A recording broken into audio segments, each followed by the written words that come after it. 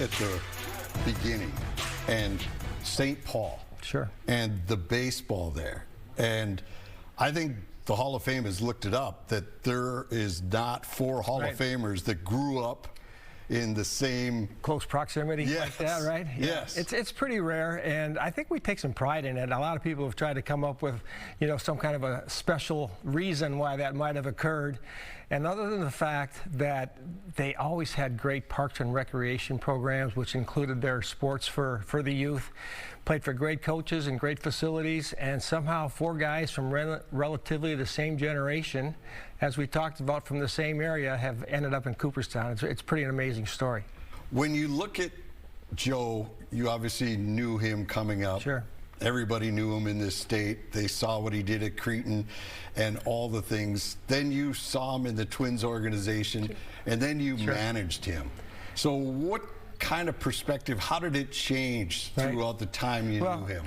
Try not to get too long-winded. You know, I was made aware of Joe by Cretin's coach, Jimmy O'Neill, who was a teammate of mine at Cretin. So I got over and had a chance to watch Joe play a little bit in high school. I actually was at a game when he played against Edina, and it was before the draft, and Terry Ryan and a ton of scouts were there, and Joe hit 2 balls up in the trees in right field, and I knew this guy was going to be something special.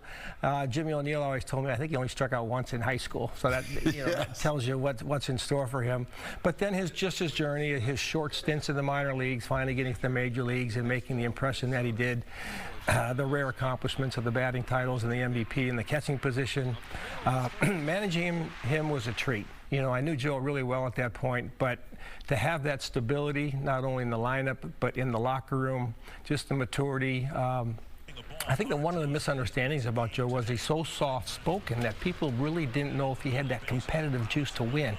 And I will tell you, that was probably one of his greatest strengths. He just knew how to manage it and keep it low-key on a day-to-day basis. Do you think Minnesotans and Twins fans really appreciated what they had? You know, you heard him talk about the salary and all this and that. I mean, do you think that was something that, you know, made it harder? And it seems like almost nationally, he's more respected for what he did than some people here. Yeah. Well, you know, part of him being from Minnesota, when he did enter that free agent period, he held all the cards, and he was able to get quite a good deal, and part of the fact was he was from Minnesota, so it benefited him in that way. But I think some people will harp on the fact that, you know, he never won a World Series or whatever it might be, and maybe underscore or underappreciate some of the things that he was able to do.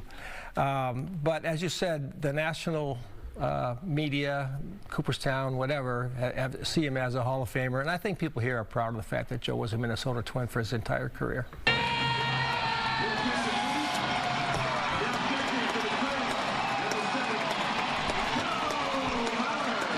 Final day of his career. Yes. When he came out with the gear and caught. Yeah. How did that day play out in your eyes? What did you witness? Because it was something that was a storybook ending. It was magical. I wish I could take credit for it, Jim, but I really had nothing to do with the whole planning. I was made aware of it by Nate Dahman, who was our bullpen coach, and Derek Shelton, who was the my bench coach. And I'm not sure exactly even how it originated, but by the time it got to my desk, it was kind of full-blown and ready to be implemented. So I said, hey, is the other team clear with it? How's it going to look? You know, who are we going to put on the mound? I think I can't remember, Blyle, I think, was pitching, someone like that. But it was just really special. The anticipation. There was just that little delay before he came out of the dugout. People kind of wonder what was going on. But yeah, it was a tremendous way to kind of cap off what was an incredible career. Thank you so much. You're welcome. Appreciate it. Yeah, you bet.